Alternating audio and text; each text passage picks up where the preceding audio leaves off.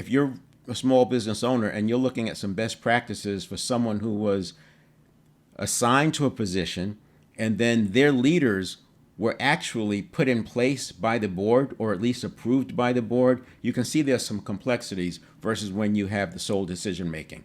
Now, that doesn't mean dynamic leadership won't work above the 400, but there's those other considerations of leading and managing upward and sideways, and dynamic leadership helps with that as well. In a world characterized by volatility, uncertainty, complexity, and ambiguity, what we commonly refer to as a VUCA environment, traditional leadership approaches often fall short. Let's take a look at why. Before I start, just for context, I want to look at small businesses as 1 to 400 employees. The reason why I cut it off there, and it's arbitrary because there are always going to be exceptions.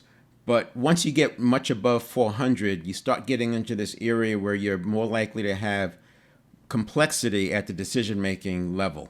Small businesses have more freedom of action. Now, true, some of them below this size of 400, they might be owned by private equity, but the difference between being owned by a private equity or a single owner versus having a board that puts a CEO in place is very different. See, the small business owner leads downward. They lead their team.